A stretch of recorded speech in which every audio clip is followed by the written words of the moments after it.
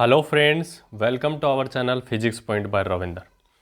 जैसा कि आप जानते हैं कि हमने बीएससी पार्ट थर्ड ईयर के लिए सॉलिड स्टेट फिजिक्स पेपर के लिए एक वीडियो लेक्चर सीरीज स्टार्ट कर रखी है, जिसके कुछ वीडियो हम ऑलरेडी अपलोड कर चुके हैं, जिसको आप हमारी प्लेलिस्ट में जाकर देख सकते हो। इसके अलावा भी हमने बीएससी पार्ट थर्ड ईयर का ही एक अन्य पेपर है न्यूक्लियर एंड पार्टिकल फिजिक्स, उसके भी वीडियोज़ को अपलोड किया है, जो आप हमारी प्लेलिस्ट में जाके देख सकते हैं, जिसमें हमने लगभग 3 यूनिट वहाँ पे कंप्लीट करवा दी हैं।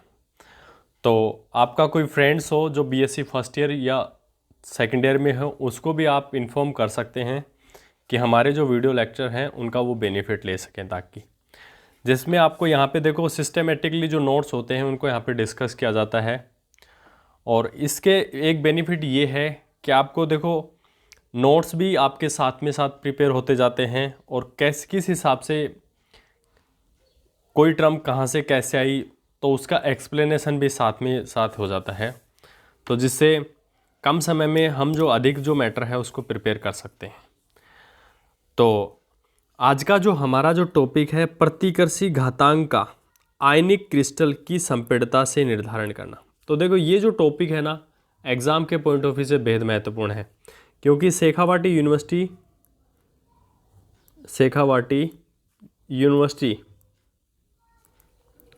में ये लगातार 2 बार पूछा गया है। एक तो शेखावाटी यूनिवर्सिटी 2019 में और 2022 में लगातार पूछा गया है। तो यहाँ से चाहे यूनिवर्सिटी शेखावाटी हो, राजस्थान यूनिवर्सिटी हो, या ब्रज यूनिवर्सिटी भरतपुर हो, या अलवर यूनिवर्सिटी हो, तो सभी के एग्ज़ाम के पॉइंट ऑफ व्यू से बेहद महत्वपूर्ण है। तो इसी को अंग्रेजी में कह सकते हैं कि determination of repulsive exponent from compressibility of ionic crystal. तो कह सकते हैं कि हमें प्रतिकर्षी घातांक का मान ज्ञात करना है, किसके सहायता से? संपीड़ितता से, आयनिक क्रिस्टल की संपीड़ितता से। अब देखो कहने का मतलब हमें कि रो की वैल्यू निकालनी है। तो रो की जो वैल्यू है वो हम आज तो नहीं डिटरमाइन कर पाएंगे, लेकिन एक बोर्न मेयर संबंध आएगा, वहाँ तक हम आज की क्लास में डिस्कस करेंगे, क्योंकि टॉपिक काफ़ी बड़ा है।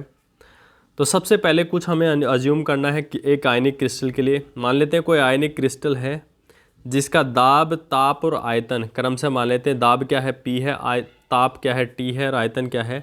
V है। इसके बाद में देखो आपने 11th क्लास में प्रत्यास्थता या इलास्टिसिटी वाला चैप्टर पढ़ा होगा, जिसमें प्रत्यास्थता गुणांक को कुछ इस हिसाब से डिफाइन किया जाता है। प्रतिबल और विकृति का जो अनुपात होता है वो क्या कहलाता है? प्रत्यास्थता गुणांक कहलाता है। और ये हमने कहाँ से निकाला? हुक के नियम से। हुक का नियम क्या कहता है कि प्रतिबल जो होता है वो विकृति के समानुपाती होता है। प्रतिबल जो होता है वो क्या होता है? विकृति के क्या समानुपाती होता है। अब विकृति के समानुपाती कांस्टेंट जब ये चिन्ह हटता है ना, तो एक कांस्टेंट आता है जिसे प्रत्यास्थता गुणांक ही कहते हैं, जैसे K इंटू विकृति। तो K की वैल्यू क्या हो जाएगी? प्रतिबल बटे विकृति, ऐसे ही तो होगी। तो उम्मीद करता हूँ ये टर्म कैसे आई आपको अच्छे से समझ में आई होगी।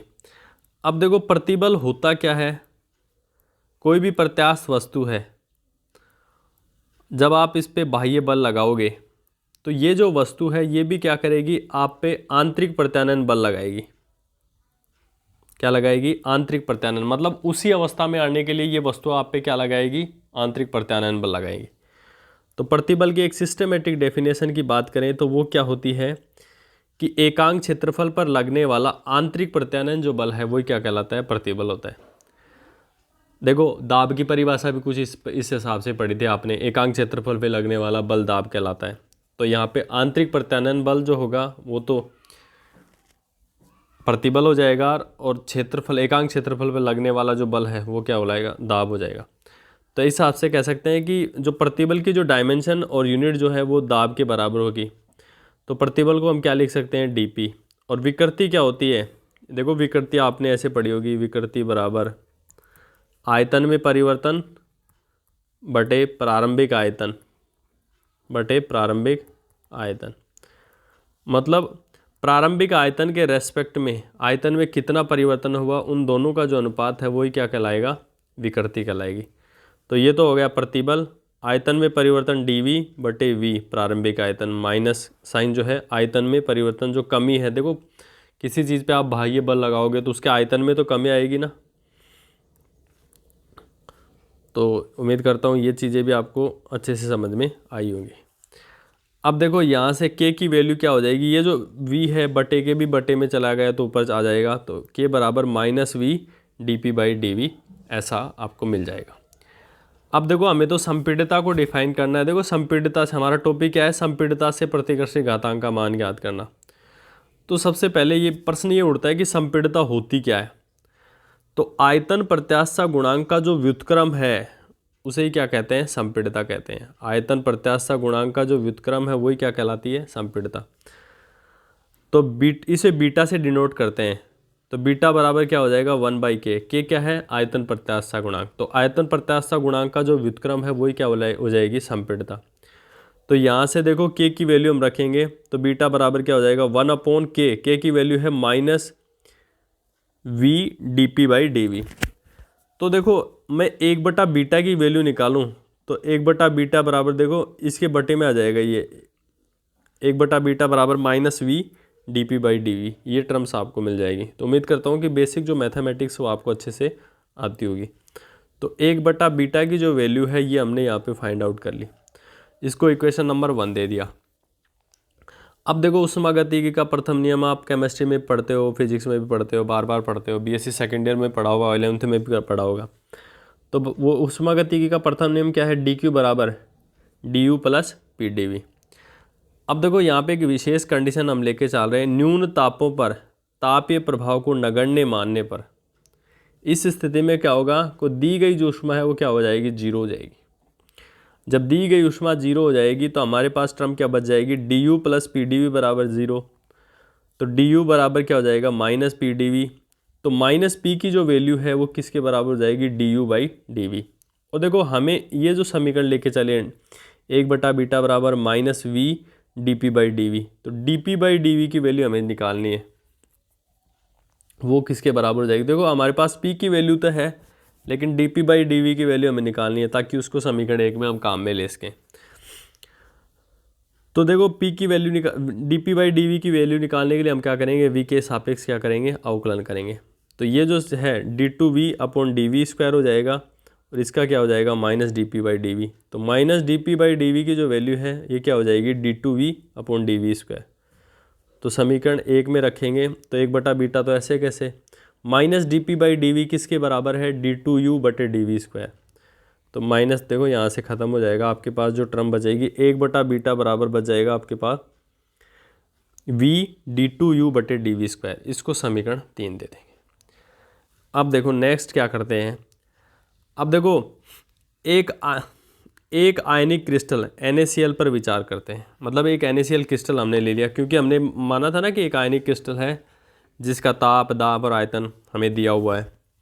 अब देखो कोई क्रिस्टल तो हमें लेके चलना पड़ेगा, उसी के लिए तो आयतन, किसका आयतन, कोई हवा में थोड़ी ना मान के चलेंगे। एक आयनिक क्रिस्टल NaCl पर विचार करते हैं। कोई एक आयनिक क्रिस्टल ले लिया NaCl, चाहे CaCl कुछ भी ले लो, हमने यहाँ पे NaCl लिया है। तो एक आयनिक क्रिस्टल NaCl पर विचार करते हैं जिसमें NaCl के n अणु हैं। तब एक NaCl अणु का आयतन कितना होगा ये आपको बताना है। अब देखो मान लेते हैं आपके पास एक NaCl अणु है जिसकी त्रिज्या r/2 है, मतलब व्यास क्या हो जाएगा, r हो जाएगा। अब देखो यहाँ से आप सोचोगे कि ये आयतन कैसे आ गया, ये टर्म बेहद महत्वपूर्ण टर्म है, ये कैसे आई। अब देखो ये तो Na+ क्रिस्टल मान लो, Na+ आयन मान लो सॉरी, और ये Cl-, प्रत्येक की जो त्रिज्या है वो r/2 है। तो देखो जैसे ये पूरा गोला है, एक तरह से गोला है, ये भी एक गोला है, ये भी एक गोला है। अब देखो यहाँ से यहाँ तक की लेंथ आएगी तो देखो इसका व्यास कितना हो जाएगा r, इसका व्यास कितना हो जाएगा r। तो इसकी जो लंबाई है, मतलब 2 कांच की गोलियाँ लो आप, उसको एक क्यूबॉइड मतलब घनाभ में आप बंद कर दो, इतना इस हिसाब से बंद करो कि दोनों जो कांच की जो गोलियां हैं वो एकदम फिट आ जाएं। फिर उसके बाद में उसका वॉल्यूम कैलकुलेट करो और दोनों की जो रेडियस है वो r/2 मान के चलनी है। तो देखो लंबाई तो देखो क्या हो जाएगी, r/2 प्लस r/2 r और r/2 प्लस r/2 r। तो इसकी लंबाई तो जो है वो 2r आ जाएगी। अब चौड़ाई देखो, क्योंकि ये तो लंबवत ऐसे रखी हुई है, अगर ऐसे रखी हुई होती तो चौड़ाई 2r हो जाती। तो देखो लंबाई तो हो गई 2r और चौड़ाई और ऊंचाई दोनों क्या हो जाएंगी, r।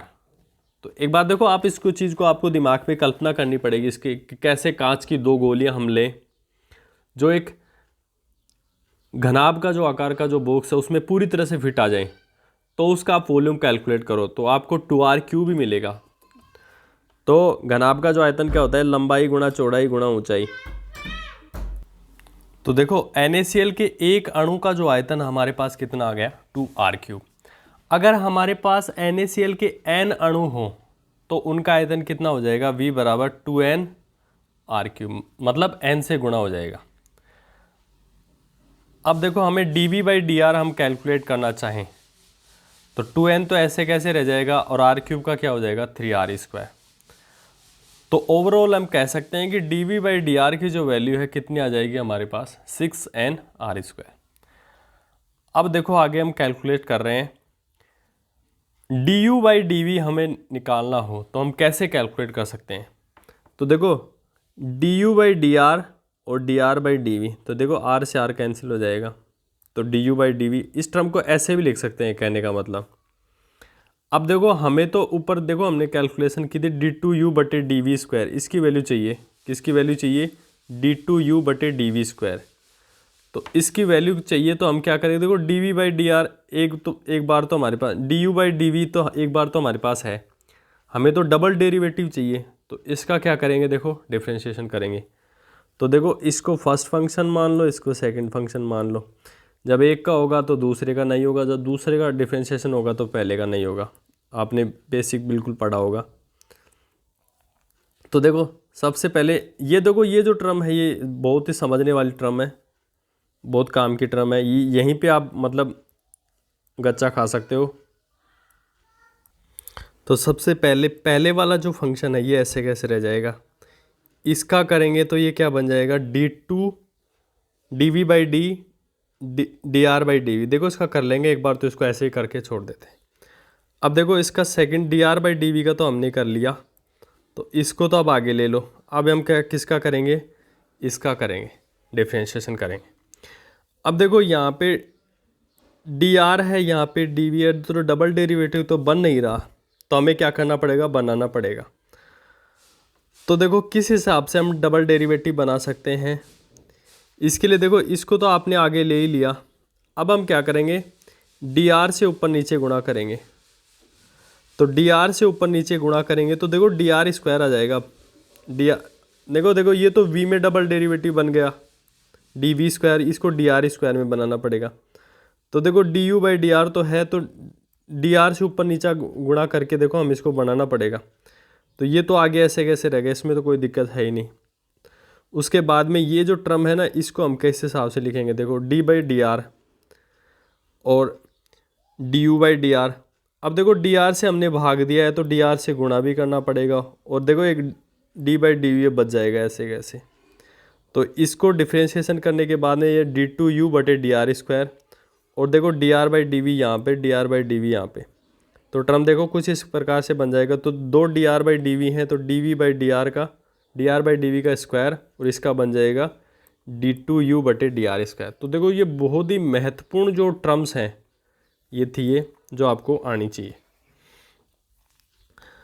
तो ये कैसे हमने निकाली, मैंने एक एक टर्म को यहाँ पे आपको बताया कि किस हिसाब से ये d2u/dv² को हमने यहाँ पे फाइंड आउट किया है। तो ये टर्म आपके पास आ गई d2u/dr। अब उससे आगे देखते हैं, देखो लिखा है कि परंतु साम्यावस्था में r बराबर a पर, मतलब साम्यावस्था की कंडीशन यही तो है, r बराबर a पर क्या होता है कि du/dr बराबर क्या होता है, 0 होता है।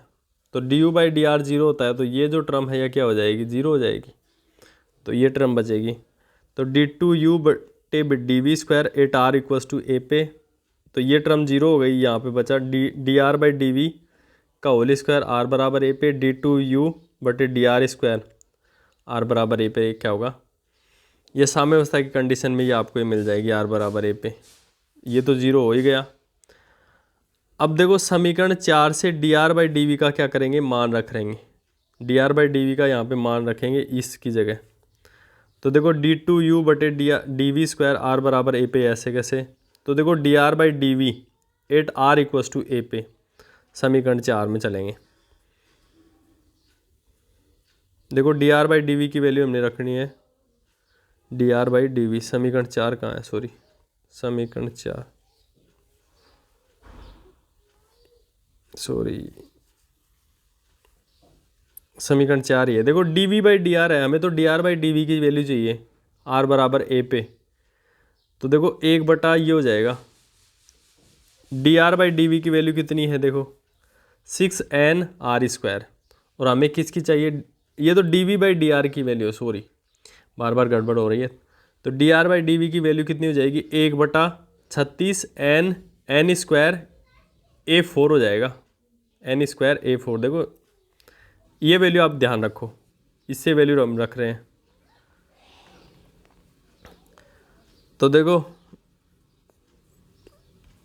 हाँ, समीकरण 4 से dr/dv, वो तो dv/dr था, आपको ध्यान हो। तो r बराबर a पे रखेंगे तो 36 n स्क्वायर a4 होगा, सॉरी हाँ a4 होगा, ये a स्क्वायर नहीं है, a4 है ये, d2u बटे dr स्क्वायर, ऐसे कैसे हो गया।